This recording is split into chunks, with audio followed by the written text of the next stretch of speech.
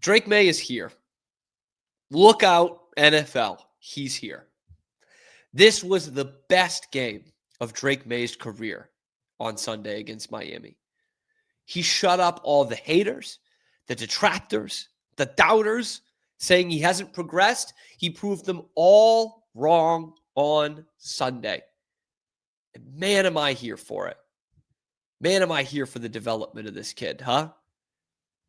That's the kind of game that you see late in the season for a rookie quarterback, and you say, we've got one here.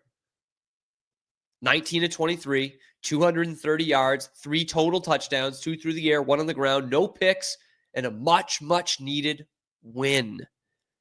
The most important stat.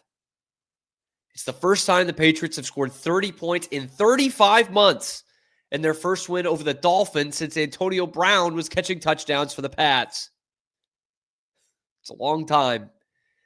He didn't put the ball in harm's way in this game. He hit several different guys. Went to Stephon Diggs when he had to, which is something I was super critical of last week. On big-time throws, he went to Diggs, including a 4th down. He showed real, tangible improvement from week 1 to week 2. That's what we were looking for this week. He wasn't going to win 8 games in 1 game.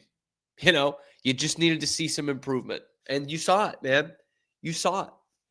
Like, other guys made plays. Other guys made plays at the end of the game. But the Patriots won this game because they had Drake Maye as their quarterback. There's a totally, totally different feel around this team from week 1 to week 2. That touchdown ball to Butte, perfect. Great catch, too. Both are possible. The touchdown to Mac Hollins, drop it in the bucket, young man. How about when you get chased by an all-pro pass rusher, the one that you know a lot about in Matthew Judon? You outrun him to the pylon, kill him with your speed. The rushing touchdown might have even been the best one of the day. Might have been the most impressive one of the day. Look at that. Matthew Judon on the ground, tackling air. And Drake Maye walking into the end zone for a touchdown. The real play of the game, though, is late in the third quarter. Let's set the scene because I know you'll remember this.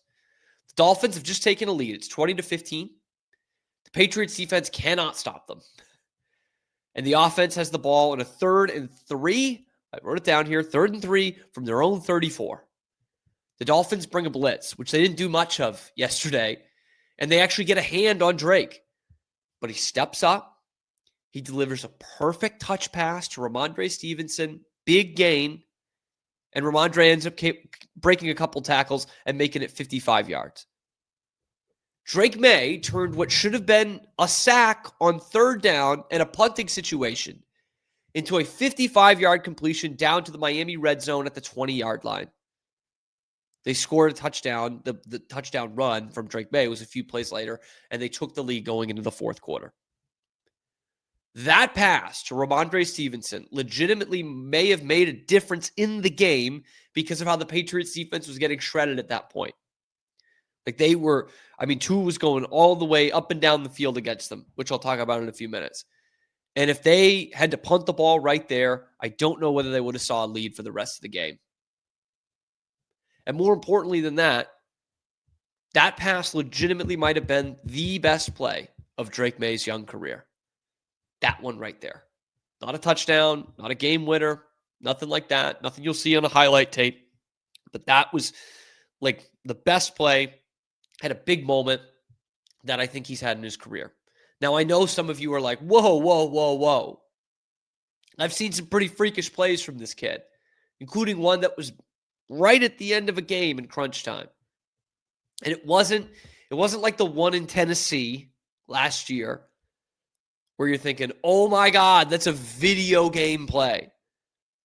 There was nothing circus about this one. It was a damn good fundamental quarterback play. All right?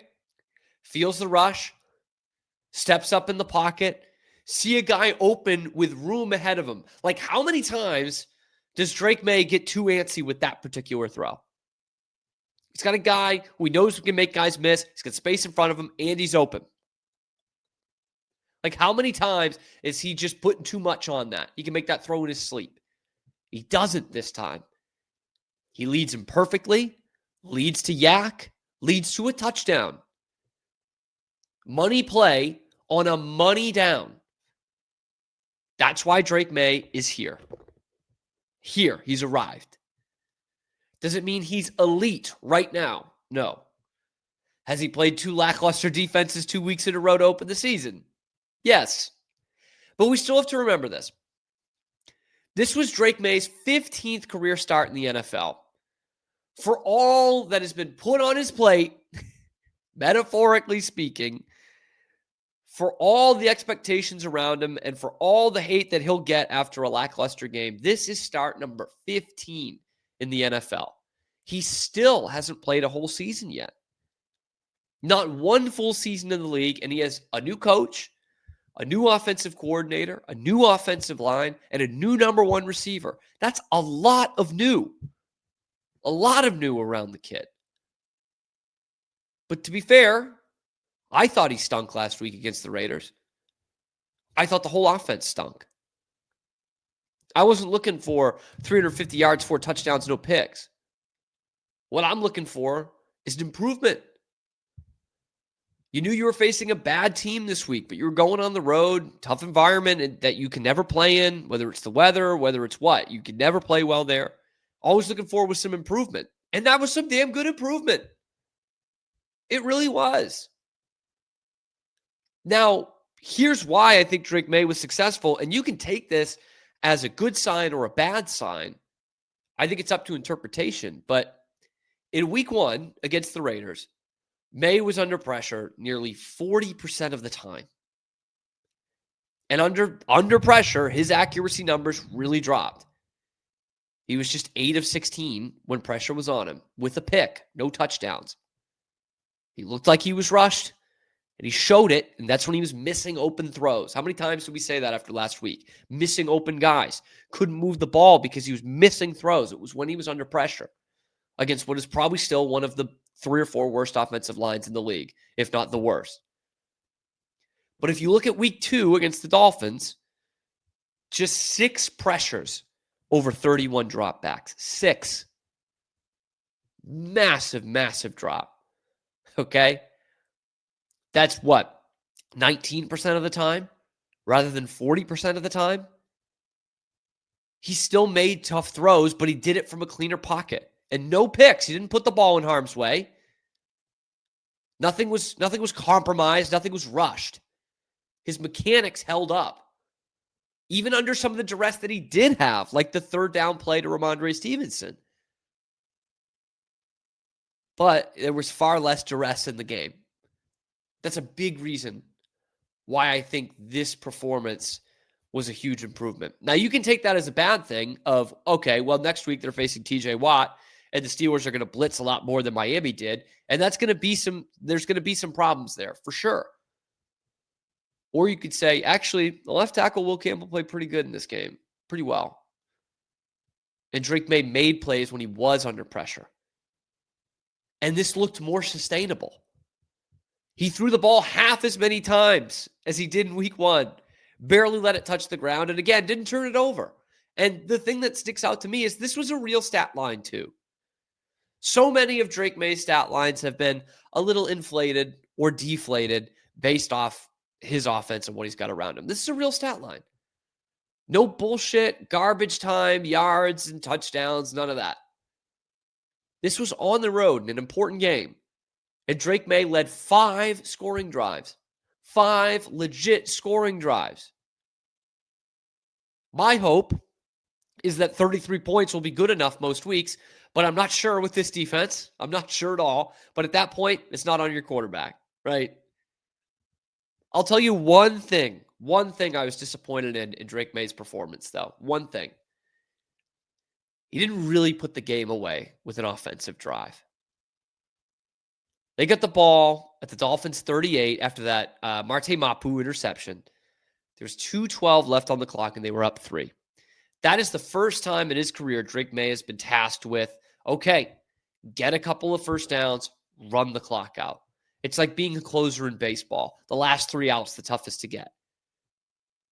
Run the ball, keep the clock moving, get the first down, move the chains, and kill this game. It's really, really tough thing to do. Dolphins still had a few timeouts in the 2-minute warning, so you needed a couple first downs. They throw on second down. It's one of the 4 incompletions on the day. It was about a 6-yard pass.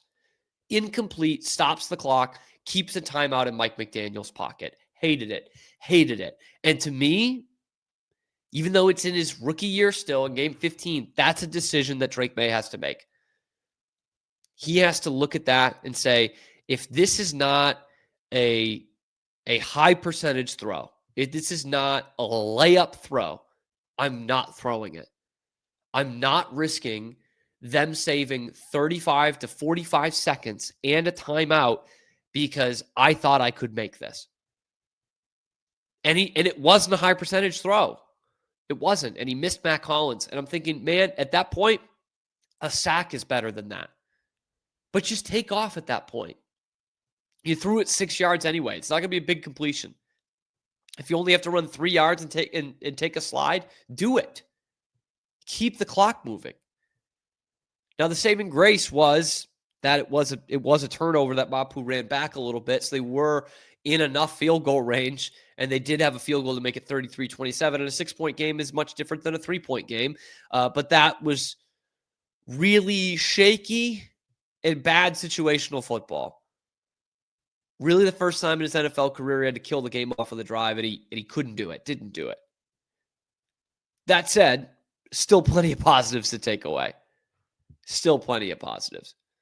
What we saw yesterday is what this Patriots offense should look like. It should. And that performance from your quarterback should be close to the standard. There's going to be some bumps and bruises along the way here because he hasn't played a full NFL season worth of games yet. But if the true development is there, if things are really clicking, we should start seeing games similar to this one pretty much every week in the back half of the season. Still hasn't thrown for 300 yards. Still still no 4 touchdowns, 0 pick performance. But that is damn good, man. 4 incompletions, 230 through the air, balanced offense. At one point, it was 23 runs, 23 passes, like perfectly balanced offense. Led 5 scoring drives and didn't turn the ball over. And 3 total touchdowns. Like that is not a crazy thing to expect from Drake Maye if the development is there by the last 8 or so games of this season. Not a crazy thing. I thought it was the best game in Drake Maye's career so far, and I think that's the kind of game, more so than the first touchdown pass against Houston or the crazy one against Tennessee. That's the game that I think NFL coaches and players will take notice and say, okay, this kid's got something. This kid's really got something. It's not just raw talent. He's putting it together. He is bringing his game full circle, so to speak.